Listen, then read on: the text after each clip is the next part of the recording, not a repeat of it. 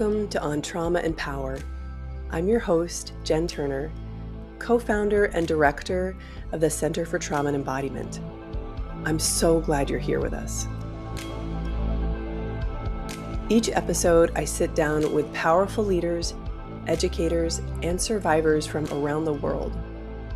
Join me for these empowering conversations rooted in whole person, embodied experiences where trauma meets power and healing takes shape. Let's dive in.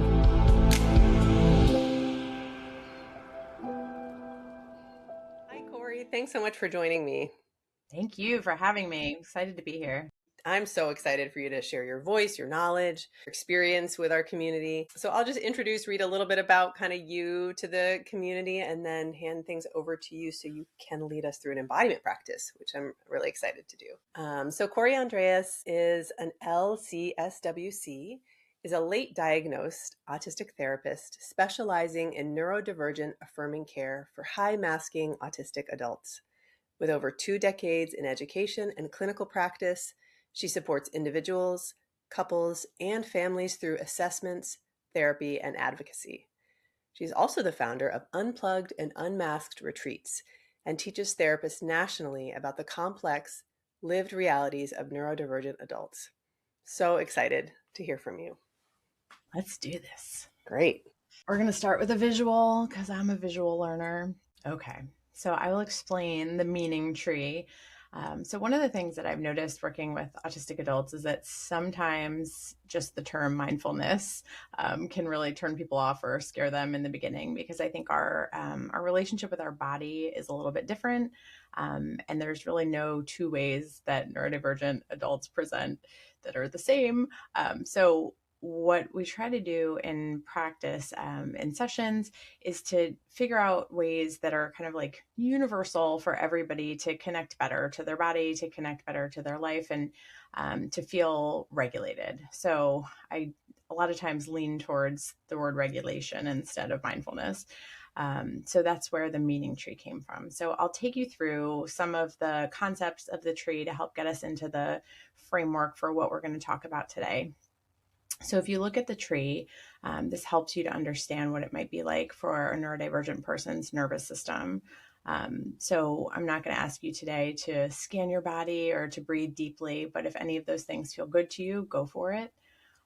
Sometimes that feels great, and sometimes that feels really, really exhausting for people. So we're just going to kind of notice some of the things that make up this tree together. So on this framework, we look at the bottom first. And if you can notice, the roots of the tree are created from autonomy and solitude. So think about autonomy in your own life, how much control you have over your environment, where you live, the people who are around you, how you interact with those people. Think about the autonomy that you have in your schedule, what you're doing all day, how long you're doing those things for, how much you like the things that you're doing, your choices, if you have the option to leave, if you have the option to leave even for just a small amount of time, but how much freedom to choose what you're doing that you have in your life. Can you say no? Do you feel comfortable saying no? And one thing I really love to encourage people to think about is, who do you feel most comfortable saying no to? Because a lot of times that's not everybody. And then when we think about autonomy, we often think about solitude as well. These are the roots of what has to be there for most people to feel regulated. So when I think of solitude, we're not thinking about loneliness, but we're thinking about time, deliberate time to just sit with yourself. Think about a protective place where you might go, a place where nobody is perceiving you, a place where maybe you can sit with no sensory things going on, or maybe some very cozy sensory things that you prefer to enjoy by yourself. Maybe it's dark, maybe it smells really good, maybe you're closed in a tight space, or maybe you're just sitting somewhere and enjoying that there's no one around to notice what you're doing.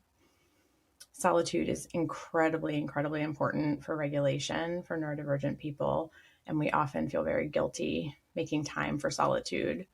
And our mental health absolutely depends on this solitude. So we have to find it wherever we can. Sometimes it's a few minutes in your car before you go back in the house. Sometimes it's sitting in the closet, a dark place. And sometimes it's just enjoying a few more minutes in the shower before you get ready for your day. But just notice where the solitude shows up for you and think about what comes to mind when you are happiest by yourself. So when we go from the roots all the way up to the trunk is the core, I think, of the neurodivergent experience. One thing I love about neurodivergent people is that we really tend to live lives based on meaning. We don't do things arbitrarily. We like to lean in places where we feel like we're making a difference, where what we're doing matters, and that we matter. We're often drawn to other people that make us feel like we matter and other people that are doing meaningful things as well. We don't do things just to do them often. So think about where the meaning is in your life. Maybe places where you're helping people, maybe places where you're seeing people that aren't typically seen. Maybe it's showing up for your family. Maybe it's being patient for someone who other people have trouble being patient with. It could be creating something, being unique. It could be advocating. It could be teaching something. But think about the places where you feel the best in your life and that you're here for a reason. Or maybe there's a season that you're in right now where that meaning feels really hard to access or you're not sure what the meaning is. And just notice that. Notice what kind of meaning you want to have, or think back on a time in the past when you felt really, really connected to what you were here to do and think about how good that felt. Where do you feel the most meaning in your life right now? And who are you around when you feel most meaningful? And when we go from the meaning to all the branches, these are sort of the day-to-day things that we can do that help connect to the core of what we've already talked about. So we can think about things like predictability. Where do you bring predictability to your own life? Do you wake up every day and have coffee the same way, the same time, in the same cup? If you're me, you absolutely do. The same 2 cups. Do you have a bedtime ritual that you really like where you wind down and do the same things every day?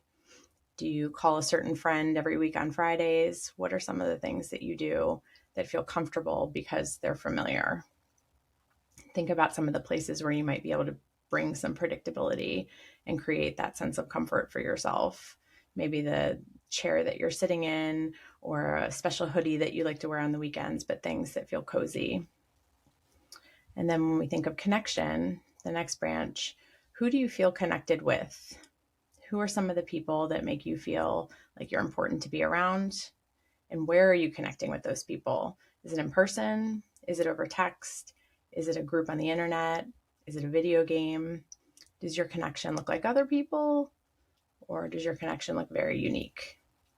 There's all different kinds of connection, but all connection is valid connection. And that's really, really important. Nobody gets to tell you what your connection should look like. The next branch is the brain.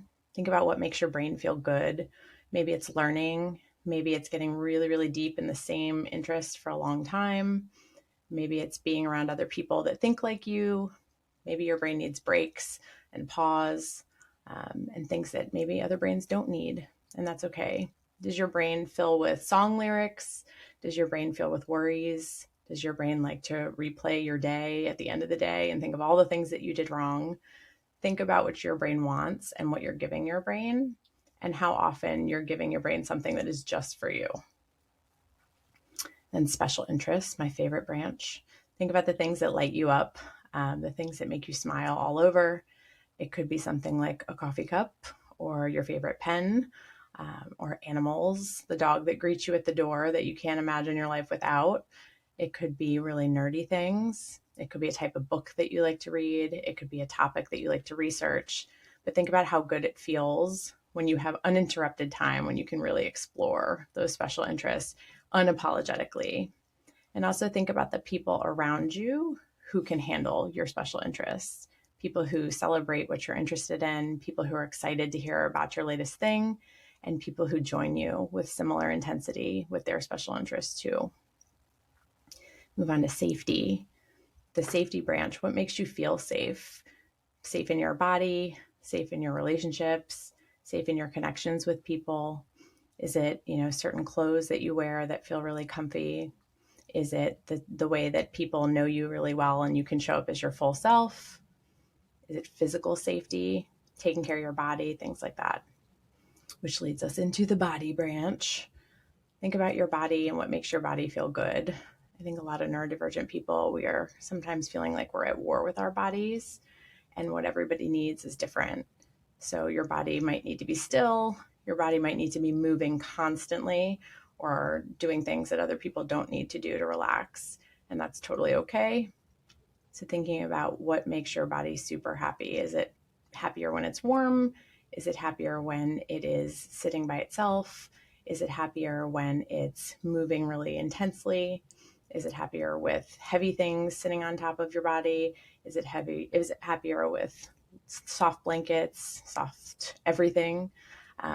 There's a lot of things that can make our bodies happy that maybe we haven't even tried yet. So is there something that your body wants to have that you haven't given it a chance to experience yet? Maybe floating, maybe some kind of like new exercise. Think about what your body's inclined to do. Medication, let's take our meds. If we need meds, if we use meds, there's no shame in that. Noticing how your body feels, maybe sometimes with medication, that's the first deep breath that we've taken all day, or the predictability of knowing that we'll be able to get our work done when we take our meds, or knowing that the aches and pains that we have all day go away for a couple of hours. But there's absolutely no shame in taking care of your body in ways that we need to with medication. And the last one is green stuff. Think about the last time you were in nature, or you looked out the window and saw something really beautiful, or maybe you smelled a flower sitting on your table.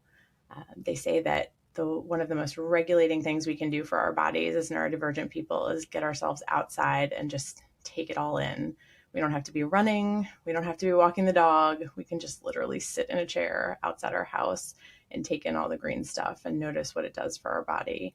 And it has an amazingly powerful impact on our regulation, our mood, and sometimes it's a really good reset, even if you only have 5 minutes. So just notice if you could do anything outside, what your body might want to do and what green stuff you might want to surround yourself with.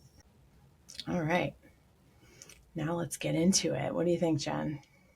That was wonderful. I really appreciated that. Thank you so much. So that's something that you will walk people through, or, what's the context that you might use that? Maybe there's multiple, I'm assuming. We often use that as a tool. I use it probably a lot of different ways, but not everyone is as comfortable doing that kind of like an experiential thing in session because they find that they enjoy it more when they're not perceived. So we will often talk about how would you like to use this outside, or like come up with some ideas. We might focus on one branch at a time, like, hey, which branches are not really getting a lot of attention right now? What might that look like for you? What can you do before we meet again to tend to one of these branches? But which one comes up the most is solitude. Like, we are just hurting for solitude. And I think there's a lot of shame and guilt around wanting to just be alone and not be perceived. So a lot of the work with the tree is talking about, why we feel so guilty needing something for our individual bodies, and why that can be so hard when you're a part of a family system and, a parent and, an employee and all those things. So that's often a place where we spend a lot of time, is the solitude piece.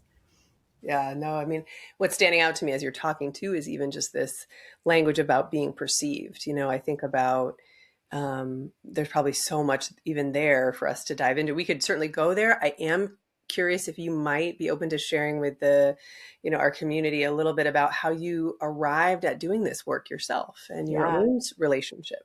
Yeah. It's wild. I worked in the schools for 20 years. I ended up working with a lot of neurodivergent kids while I was working in the schools, just kind of by chance. It wasn't a choice, but that tends to be who kind of comes to your office in all the in-between times. And I just loved the work. I loved the kids that were getting in trouble. I loved the kids that were making the big social faux pas. And I found that I had this amazing community of teenagers that were just so honest and creative and quirky and fun. And I was just drawn to them from day one. I mean, I remember my very first day at work and I was just like, these kids are great. And, all these years later, I'm like, oh, right, there was a reason why I was drawn to those kiddos. But, it started as, having like a safe lunch where, kids could come in and avoid the lunchroom, and kids could come in when they didn't want to go to the pep rally and stuff like that. So it ended up being a lot more than the basics of the job. It was a lot of relationship building and really just creating a safe space for kids that felt really traumatized in the school setting. The lunchroom is awful. Pep rallies are awful. A lot of the things they expect you to do socially are pretty tough. And then from there, when things started getting really tough in the school system, I started to feel like I really wasn't a part of anything that I felt good about anymore. It got really tricky to do the right thing, and there was a lot of red tape and a lot of, hiding behind policies when we really should have been helping kids. And so it just felt really obvious to me that it was time to go. And I had already started working in private practice a few years before, and I just took the jump and said, I want to do more. I want to help people on my terms and not have to play the games of the system. So I went into private practice, and, my own family has deeply impacted my work. I have a very, very neurodivergent family, although many of them don't know that. And so I was very inspired by working with adults, who are kind of coming to this assessment place, in their 30s, 40s, 50s, and up. So I just found that it was kind of, it like put the spark back in starting something new and going down a new path with a similar theme for me.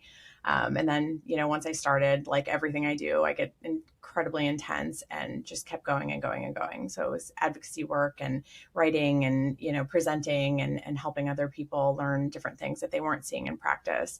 And it's just been a beautiful, beautiful journey. I really love where I've ended up. And what I like the most probably has something to do with the tree, but I think I realized that a lot of what was working for me in the school was a lot of this, like there's a lot of meaning there. There's connection and relationships and all these beautiful things and a lot of autonomy and a ton of solitude in my work. But there were games you had to play, and, you can't always go with the right thing. You have to play into the system. And now my body is comfy and my home office and my dogs are at my feet, and, I'm able to have autonomy, and I actually probably work twice as hard. There's more work to do. There's more hours in the day. And I find that I am completely energized by this work. And it's really been transformative in my life and not just my job. That's so beautiful. There's so much there. And I think even where you ended, right, this piece about being energized by our work and how that is such a great litmus test, and how it's often not one that we're encouraged to even check out for ourselves. It's like, particularly I think in the world of therapy and psychology and helping, there's so much help to be given and done that like we get to feel good and Yes. feel energized by it. And if we don't, then that's an indicator of so much. Mm-hmm. It's so true. Somebody asked me this morning, a client said, how do you do this? Like, it's so heavy right now. People are in such a bad place. Everyone must be bringing you their existential things. And I was like, true. I mean, I'm not going to lie. There are days when at the end of the day, I'm like, I don't even have words. I really just need to go sit in a dark room. But there's a sense of like shared humanity and shared purpose and, shared human experience that I started to feel during COVID. You really felt that in private practice then, but it's the same thing now. You really, like, as much as people are coming to you with their hurts, they're also coming to you with their energy, with their passions, with their ideas and the beautiful things they're doing. And that rubs off on you as well. I mean, we often talk about the bad stuff, but it's very inspiring to do this job. And I don't think everybody can say that. I really love that about the work that I do. Yeah, agreed fully.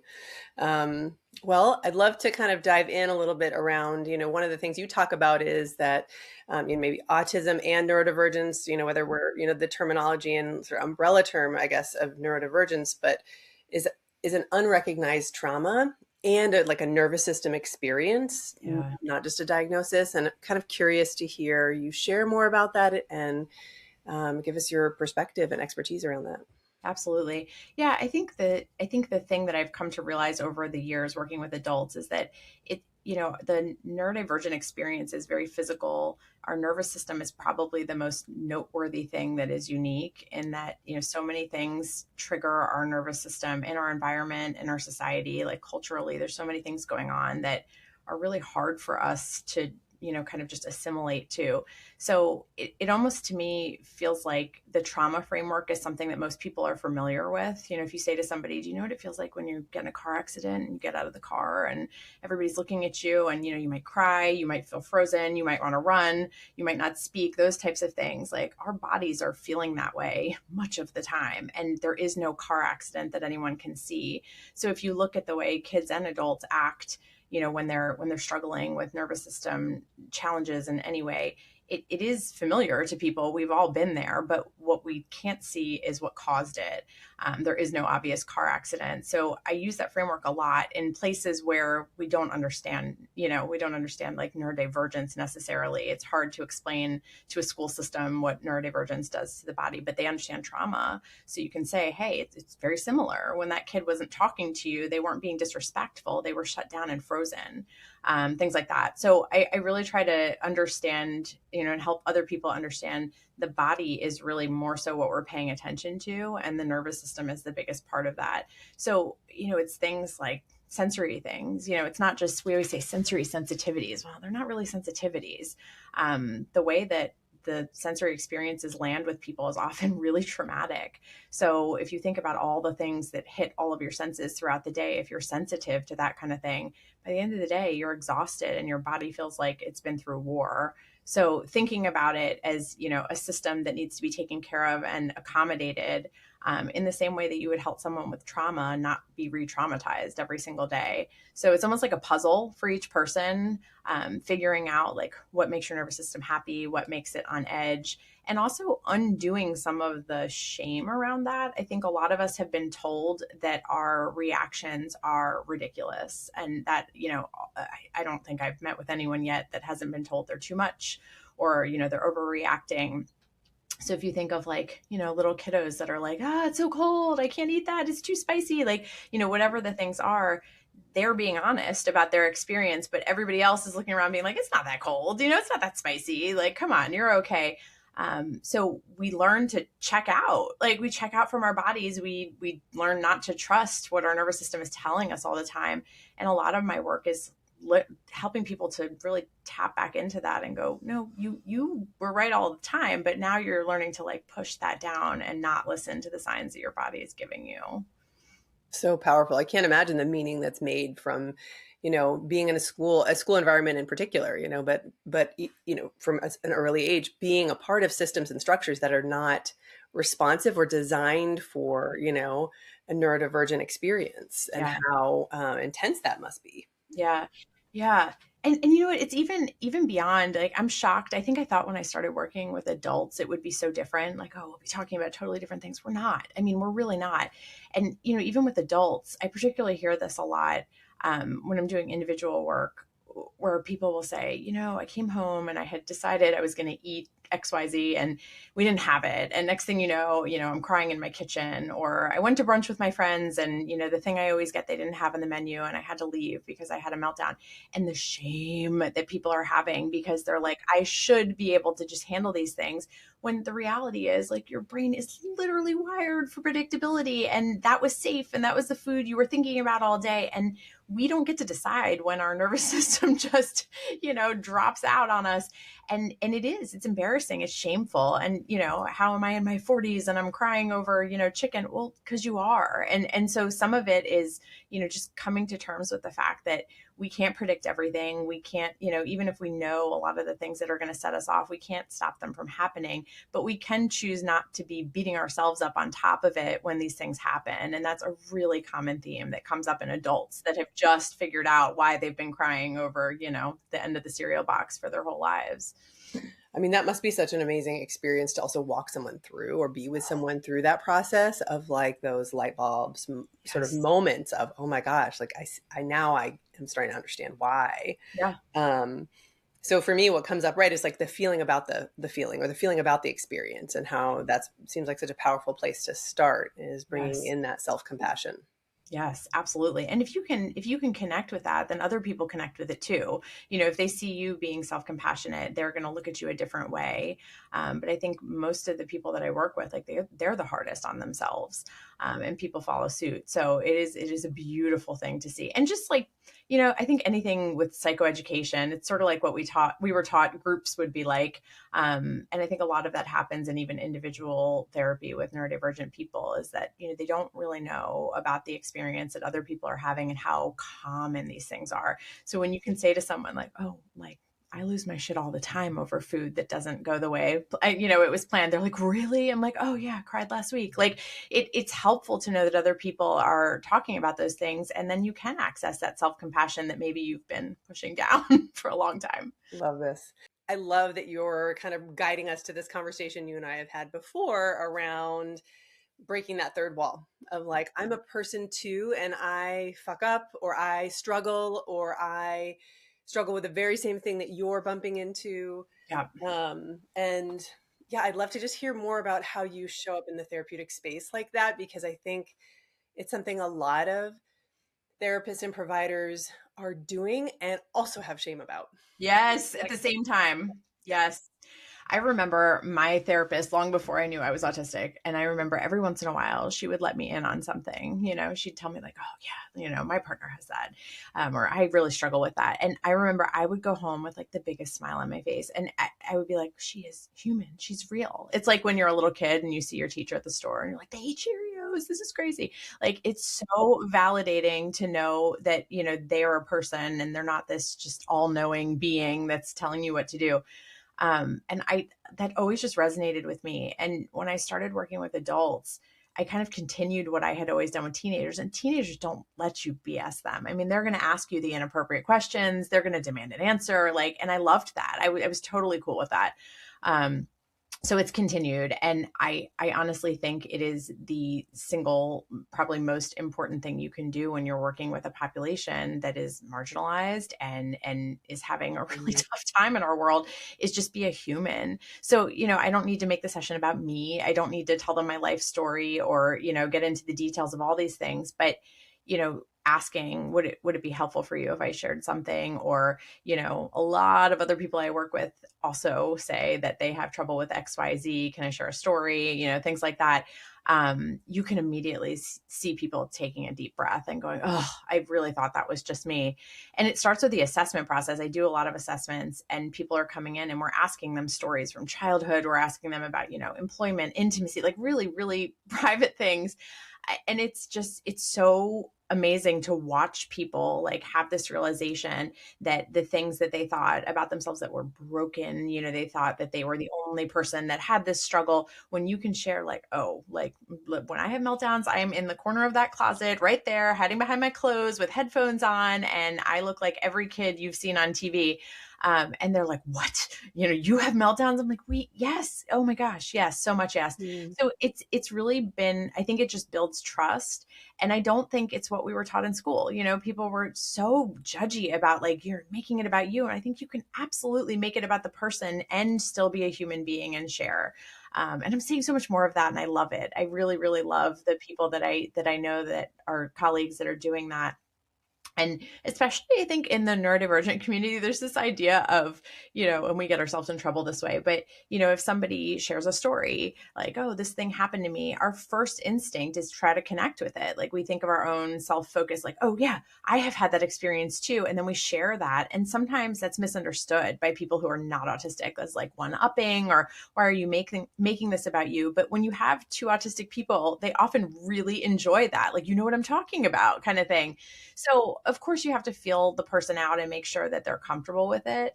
But overall, I think it is a really, really important piece of building trust with anyone, really. I mean, absolutely. I think that, so much of what maybe the feeling was 100 years ago or even 50 years ago around what a therapist did, what a psychologist did, was around providing answers and techniques, as opposed to actually creating a safe space, a human experience, one where people can be seen. And particularly with the community that you work with and in, it's like, if you're marginalized and systems are not designed for you, I can imagine all the ways that it's so important to normalize the responses that are happening so that Yeah. folks don't feel alone or Yeah. don't feel crazy for responding in a way that's actually quite predictable given Yes. the world that we live in. Yeah, and it's beautiful to be flawed with other people. My favorite story is I had a client years ago come in and he was like, "I just got to tell you something." It's like 8 a.m. on a Friday. He's like, "I just got to tell you something. I've been watching that show Shrinking, and if I learned anything, it's that you therapists are just as fucked up as we are." And I laughed so hard, and I was like, first of all, I've not seen the show, but second of all, you're absolutely right. And now we still laugh about the show to this day, but I think that's why people like that show, because they're like, "Oh my God, how messy, how complicated," and nobody wants to feel like they're being examined or judged or, oh, this weird thing that comes in. And it's amazing how someone just seeing you without judgment can make you feel so different about the things that you don't like about yourself. And I've watched people go from so much self-loathing to really finding this, appreciation. And it's like part of that is the struggle together. I'm showing up in a hoodie. I'm showing up looking a mess some days. Like I'm showing up like as a real human who messes up my schedule and forgets to send emails. And I own all of that because that is the beauty of executive functioning. We're all struggling with it. So I never put myself on some pedestal of being an all-knowing person. I really feel like I want people to see me as a teammate of like, let's figure this out together. Let me throw some stuff at the wall with you and let's see what sticks. And I learned just as much from my clients as I think that they do in capacities where I'm supposed to be the, professional. And I think anybody who doesn't, like, they can't be honest. Like, there's just no way that other people don't feel that way. It's a beautiful relationship.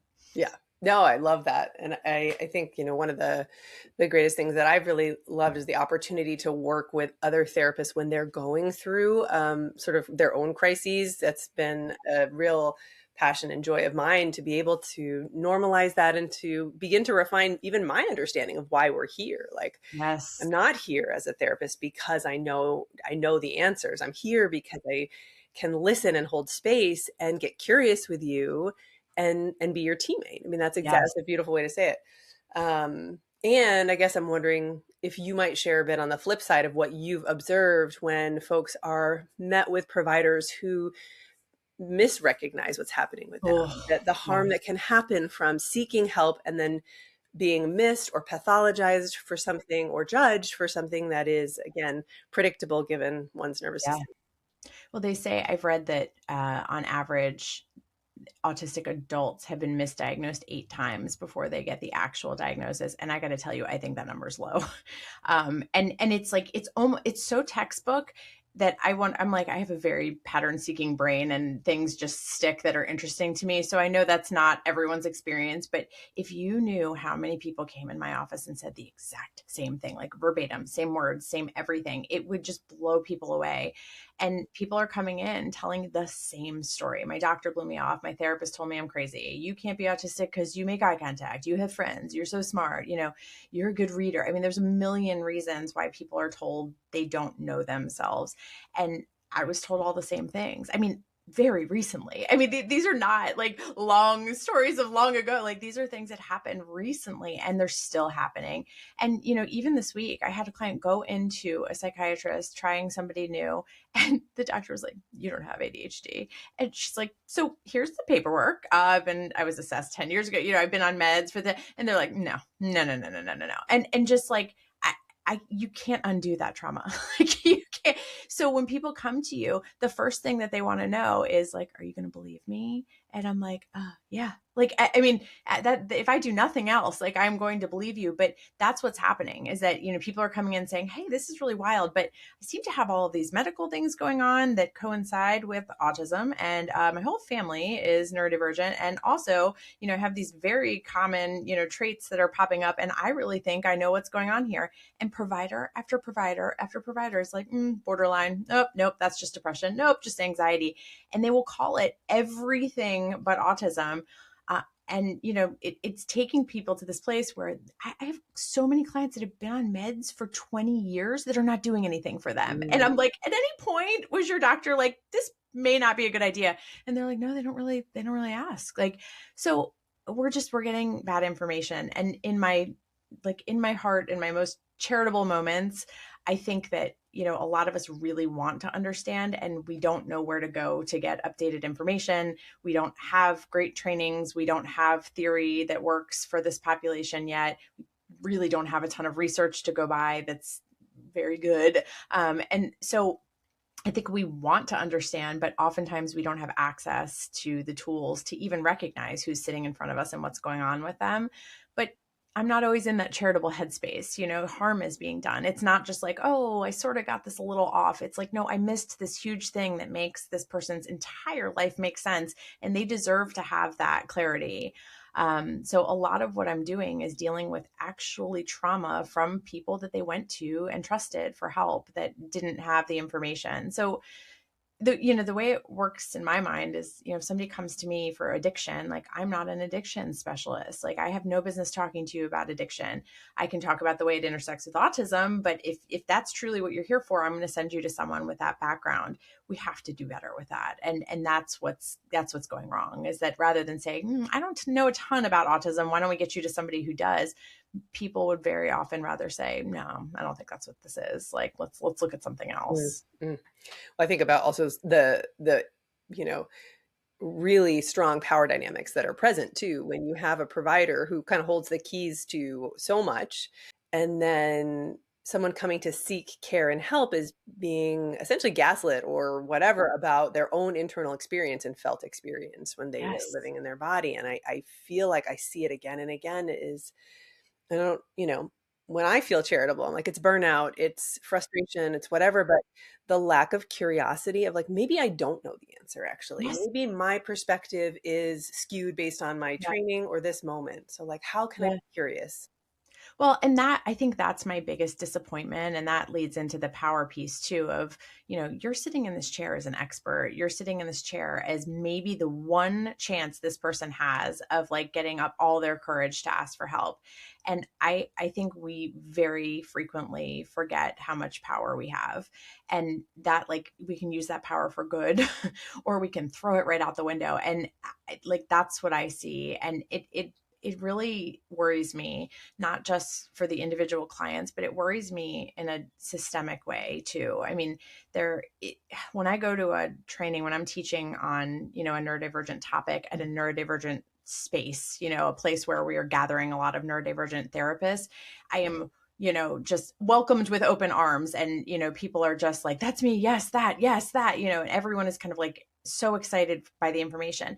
But when I go into generalist therapy spaces and I'm, teaching the same information and saying like from lived experience, from the mouths of my clients, from what I'm seeing in practice that maybe you're not seeing in practice, like these are really important things that we understand, there is frequently no curiosity of just like, that's not a thing that I do. That's not a population I'm interested in. And so until we understand that like that is a population you work with, whether you know it or not, these are all of our clients, we're not going to grow. We're not going to learn more things. So I think that's the power dynamic that worries me the most, is that we've learned everything has changed in the last 5 or 10 years. I mean, we've gone a full 180 with language, with, assessments, with diagnosis, with all of it.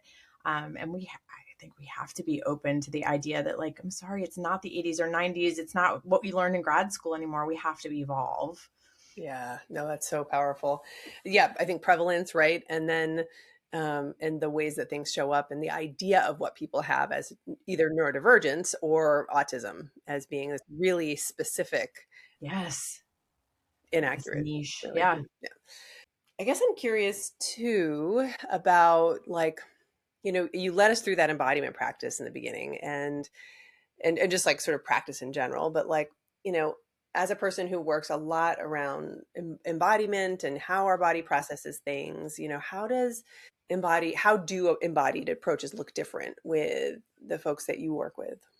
It's so different. And I think the more that I do this work, the more I realize that it's so much less about feelings that we can talk about and so much more about what's happening in our bodies. The unique piece, I think, with autistic adults specifically is that, we can't assume there's any universal way to talk about our body experience. I think even in my own experience, like 5 or 10 years ago, I would not have understood anxiety in my body the way that I do now. And you really have to have somebody walk you through that to realize like, you don't even know what you don't know. So, a lot of times, especially I see this a lot with men, they'll come in and say, I'm not anxious. And then their partners come in and they're like, they're anxious all the time. Like, this is constant body stuff, constant nervous system stuff. So sometimes we're starting at the beginning. I mean, we're really starting at the kind of education that you might be giving young kiddos and say, like, do you notice that feeling? Like, what is that? What's going on in your chest? And the answer is many times, no, I don't notice that feeling. Like, I don't notice anything until I'm raging, or I don't notice anything until I'm sobbing. So we have to change all of the details of what we're doing with body work for each individual person. And it's really wild, and down to like things that you wouldn't even think of. I have these unmasking retreats where it's, 10 of us in a house and for a couple of days, and we're talking about unmasking and all these things. And one of the people who came to the first one said, have you ever thought about the fact that I can't imagine things in my head? And I was like, say more, and he was explaining, like, I can't visualize things. So when you say to me, like, do you remember that time when blah, blah, blah? He's like, no, I can't remember it, number one. But even if it's something that like I know happened, he's like, I can't picture it. So that makes it very, very difficult to connect with something that calms you down, or to, go somewhere pleasant in your mind. So it's often a combination of many, many things like that. I don't notice what's going on in my body in real time. And then later I put the pieces together. So if that's how somebody works with their body, then what do you think is going to happen when they're doing EMDR? And we're like, where do you feel that in your body? Where do you feel that in your body? Where do you feel that in your body? And they're like, I don't, like, stop yelling at me. So they feel like they're doing therapy wrong. They feel like they're doing a lot of things wrong because their body is not actually giving them the cues. And beyond that, like, think of how this impacts eating disorders or addiction work, Yep. noticing your internal cues, noticing, all of that stuff. Well, what if you don't have internal cues? So there's just a lot of assumptions that we make that I think we have to be really careful with. So I think it's just personal to each person. And I try to understand with a lot of curiosity, like, make me understand what's going on with your particular body, and let's start there. I love that. That I resonate so hard with that, given our approach um, in the trauma sensitive yoga model with that same thing is that the ways that trauma impacts each one of our own bodies is different based on the thing that happened, based on the person we are, based on where we are developmentally, and then how that echoes over time. And so if we're not curious, then we're just imposing another structure that's not going to meet someone where Yes. they're at or allow them to lead, or we're Yeah. making assumptions. And Yeah. I don't know if you find this, but I also find we get programmed to behave or please. Oh my And so gosh. a lot of times clients will just lie to therapists too. It's like, oh, I feel it here, or yes, this is happening, because it's too painful to go to the process of or there's not even space for the process of I Yeah. don't feel anything in my body. I don't have Yes. access to sensation. 100%. Or I feel, I remember in the very beginning of doing this work, so many people would say, like, I have this amorphous blob of feels. And a lot of times they would use those exact words. Like, different people are saying the same thing. And they're like, it's this blob of feels, or they'd say it feels really unpleasant. And I'm like, what does unpleasant mean? That, like, it's like, thumbs up, thumbs down. But now I'm like, great, we know unpleasant. Unpleasant could be a lot of different things. Like, let's go with that. And I think, we start with language that we have at first, and then we kind of build on that. And it's funny because, no one I work with is lacking vocabulary, quite the opposite. But, making it make sense what's going on in the body and like the words you use for that. I've had so many people come in and go, so I noticed you used the word anxiety last week, and I would not say that I'm anxious. And they genuinely believe that anxiety means you feel like you're running from a tiger. And I'm like, well, that is one way it could feel. But, sitting in front of your email going, I can't make myself read this, I can't make myself respond, is also anxiety. And so we kind of have to like figure out how that body stuff fits in with like the language you're using. But a lot of the autistic experience, I think truly the big body thing is overwhelm. And we don't say that like in therapy, even, I mean, for years I was doing this wrong, but talk therapy, it's like, how did that make you feel? What were you thinking before? What were you telling yourself that wasn't true? None of that applies here. What you're really asking is like, what was happening in your body when you were totally overwhelmed by things that you maybe couldn't even identify, and you were just trying to be a human. Mm. So that's a very different therapy session than how did that make you feel? No, it's huge. And I think, one of the things as you're talking, I'm imagining that some people could be listening and feeling like, wow, there's a lot that I don't know, or maybe there's a lot of mistakes I've made, which is sometimes part of the learning process, right? Or that's what brings us back to learning. But it, if you were, I feel like you've been naming these things, but I'm wondering, are there certain fundamental things that you feel like therapists, providers don't understand or misunderstand about autism or neurodivergence that could just be a seed for folks to Yeah. get planted? I think there are so many patterns and things that are actually really just human traits, but we're not looking for just one trait. We're looking at patterns of traits. So I think that there are a lot of questions that you could ask your clients that would be so validating and help you understand where they're coming from. And I think that's a lot of where people get invalidated is, they'll say something like, I feel like my brain is really busy and, I can't stop thinking about what I should be doing as a parent, say with a new baby. And most therapists will be like, it's totally normal. Everybody feels that way. And it's like, yeah, it is totally normal to have a new baby and have a lot of thoughts and want to be a good mom and think about it all the time. But, when people give you like a little nugget like that, like we can't just drop that and be like, okay, it's just a new mom thing. Like we have to ask further questions. And that was the thing that blew my mind is like, there's a handful of questions that I'm like, this could be the whole assessment because they're all giving the same answers. How did you feel about group work when you were in school? And 99.9% of autistic people are gonna be like, oh my God, what a nightmare. Like it was terrible. What are you thinking about when you go to bed at night? Oh, I'm replaying all the conversations that I had during the day and thinking about how I fucked them up. And it's like, so like that actually isn't what you're supposed to be doing after a socialization. Like, I went to this party. Did you have a good time? I don't know. I probably said the wrong thing. People probably hate me. And it's not low self-esteem. It's not just an anxiety disorder. It's really this, like, I don't know how people perceive me. I don't know if I did, peopling right. I don't know what this looked like for other people. And I was so overwhelmed in the environment. I'm not even sure what actually happened. So things like that, like we're often seeing things that are human. Yes, of course, anxiety is human, but we have to get more details to understand how it fits into the neurodivergent framework. And I think often people will get you there if you're asking the right questions.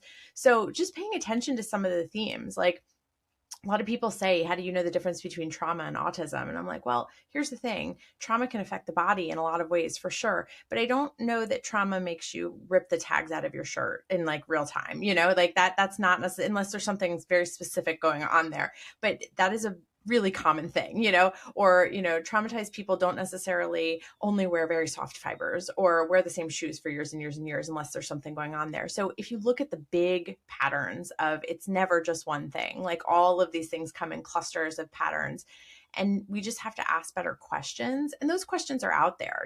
Those are things that you can learn more about. Like, what are some of the green flags for autism that I need to know? Mm-hmm.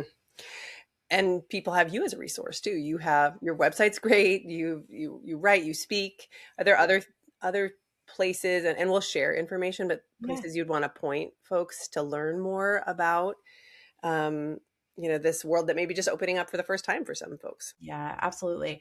Yeah, I think one of the things that used to make me roll my eyes before I knew I was autistic is, when people would say, oh, you really have to have an autistic provider if you want somebody to get in. I'd be like, ooh, that's a slippery slope. Like, that's not fair. I don't think you have to have an experience to do a good job working with people. That would be a really bad premise as any therapist. However, I think the way I would shift that is I would say, I think even if you're a neurotypical person, like you need to learn from autistic people. So I really find that when I go to train for anything, like if I'm going to learn about addiction, like please talk to me as someone who has lived that so I can understand in your words and the way that it makes sense. Or if you work with this, like teach me what you've learned from clients. So I think it's really, really important to get the information from people who are living it. And what I find is like, do I look like what you thought autism looks like? Typically not. So when I get up and stand in front of a room full of people and I'm giving a presentation, they're probably going, you don't look like Rain Man. I'm like, you're right, I don't. And third day of the conference when I'm like a total mess in my room and, I'm crying for no reason and need my dogs and my soft fibers and all that. Like I look real autistic then, but we don't know what it looks like for people that are high masking. And so that's a piece of it too, is that, you kind of have to throw what you know out the window.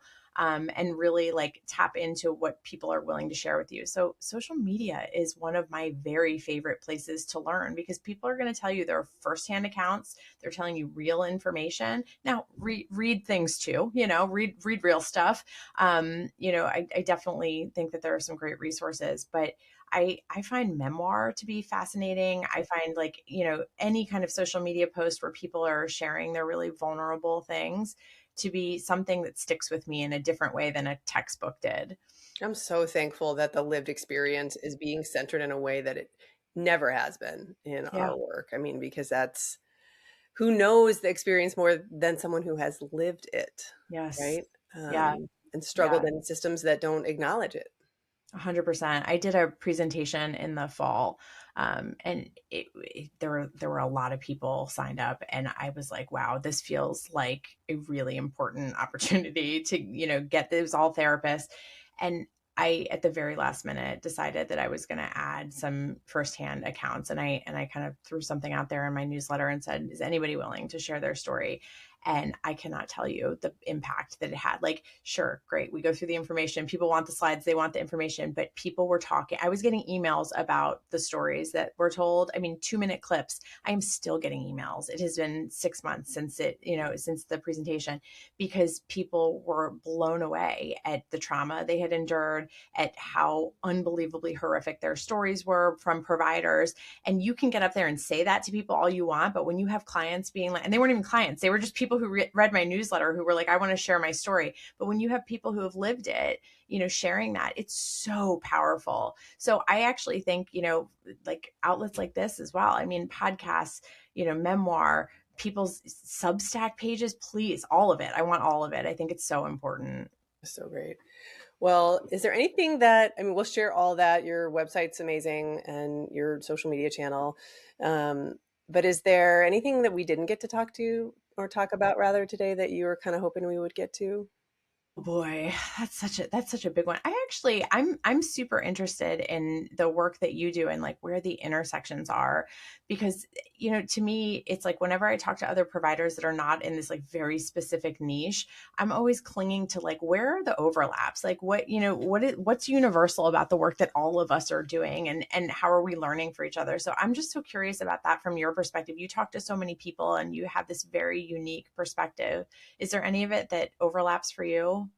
I mean, even what you talked about, like sort of what I think about is the first phase of work that I'm often doing with someone is normalizing their response, explaining why their body would respond that way, and how the systems around them are designed to not support people who have lived through traumatic experience that undermine that, and kind of talking about like what's underneath that and the biology of that. To me, that like renews the like hope circuitry that brings Yes. in compassion and this sense of, oh, what, maybe I'm not bad, I'm not wrong, I'm not a difficult kid or difficult person, I wasn't just like unable to focus at school. Because I think a lot of times, trauma and neurodivergence can kind of present in similar ways to some Yeah, degree, sure. and of course they coexist often as well. And so I feel like that's a huge piece.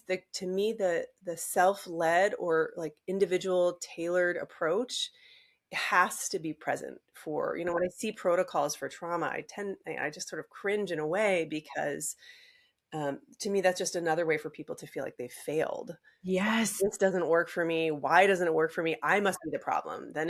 Rather than like, maybe this wasn't designed for me, actually. 100%. And that, like, I couldn't agree more. And I think that's the big underlying theme is that, people are leaving therapy going, I guess it's just not working for me. And I'm like, no, no, no. That type of therapy was not for you. That therapist was not for you. You were not the problem. And you touched on one of my very favorite things is just the idea of hope. And I just can't tell you how many people come in and say, tell me what to do. Just tell me what to do. I'm like, oh no, we're not going to do that. I'm not going to tell you what to do. Like, I'm going to sit in this with you and we're going to figure this out. But the idea as a neurodivergent person is that you push down your instincts. You learn through trauma that you can't be trusted, that people are disappointed in you, that you're too much. I mean, you learn all these terrible things about yourself through experience. And then as therapists, we're like, no, no, no. like, it's not when you walk in a room that everybody hates you. And like, that may very well have been every experience that they've had. And so, to come in and provide context to that and help somebody through like the idea of understanding what went wrong there or what is still going wrong there, like psychoeducation is giving hope, it's making them understand. And I had a professor in college say, if you do anything in this world of being a therapist, your job is to give them hope. And I still think about that all these years later. And I'm like, whatever gets you there, if I'm the one smiling face you see in a week, great, let's start there, and there is so much to be said for trauma and neurodivergence just by showing up and giving somebody hope. Absolutely. Yes. And I think to that piece that you've been naming kind of throughout our conversation around not trusting your internal experience and learning to detach from it, numb from it, silence it, cut it off, like all of that also resonates with me around trauma because, oftentimes what's the hallmark of trauma is that there's someone has power or some system has power over us. And so we have to kind of bend and stretch and change ourselves to fit into that structure, an abusive structure, an unsafe one when we're marginalized. And then what that means is we have to deny what our body is telling us, which is usually, I'm not safe, this isn't okay, I don't like this, it doesn't feel good. It's like, nope, none of that's okay. So it's this really tender process of reconnecting to your internal experience that can be so fraught with fear, but also like a deep desire to know oneself that I think we probably all carry somewhere inside us. Yes. To trust ourselves. So yes. Yeah. And that's the big thing. I see that in the unmasking retreats are the best place where I see that, where people come in and they say, I don't even know who is underneath this. Like, if I am not my mask to other people, like I'm just showing up, giving them what they want. Like I behave as the girlfriend I want to be. I behave as the mom I think I should be, that kind of thing. And when you can help people go, hold on a second, like you actually do know you underneath that. Like, hold on, like let's find maybe only a little bit, but like that's where the tree helps. It's like, let's follow that. Let's follow what feels natural, what follows. And it takes people a lot of time to reconnect with that feeling of like trusting any instinct. And it's beautiful to see people connect with other people and find that. And I do think you're right. I think that trauma piece, it's so similar, which is just like you're cutting down the power of masking by helping people say, you don't have to do that all the time. Like there are times when you're going to do that still, sure. But like you do it when you want to do it, and helping them find a way to like be more authentic. And what an amazing thing, when a client says like, no, I don't want to do that. You're like, yes. Oh my God, I know. Please say no. Please say no all day long. Like nothing makes me happier than a client being like, I don't want to talk about that. I'm like, yes. Totally. Yep. I'm right there with you. Yeah. And it's like, how do we create those conditions that can actually be genuine and authentic? Yep. Yeah. Practice that on me. Tell me no all day long. And then we'll work on translating this to other situations. But it's a really cool thing. But I think you're right. I think, a lot of therapists will say that they're worried about, assessing autism, or how do I tell the difference between trauma and autism? I'm like, well, what we're seeing right now is autism and trauma. Like we don't see just autism. There's no such thing as a not so traumatized autistic adult. Like it doesn't exist yet. Maybe we'll get there. But, so if you work with autism, you work with trauma. And so we have to know that like it's okay to apply some of those trauma, techniques and kind of frameworks. And it's the same thing. It's just, sometimes my body is the thing that is traumatizing me. Sometimes it's the grocery store, and sometimes it's my job that wasn't made for me. So in a lot of ways, we're probably doing pretty similar work. It sure sounds like it. This is so wonderful. I want to honor your time, but thank you so much for joining and for talking with me. I'm looking forward to finding other ways to collaborate and for our work to intersect, for sure. Oh, I would love that. Thank you so much. Great.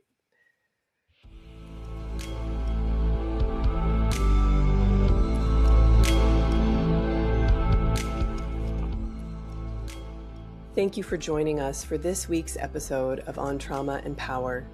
If this conversation resonated with you, or you want to hear more, we'd love for you to subscribe, share, or leave a review. Your support helps these stories reach more people. For more information about today's guest, visit healwithcfte.org/podcast. Follow us on Instagram @On Trauma and Power to stay connected and continue the conversation.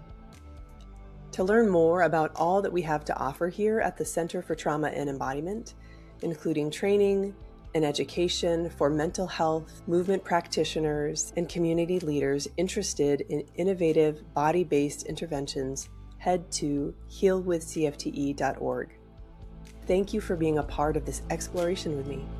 Until next time, take care.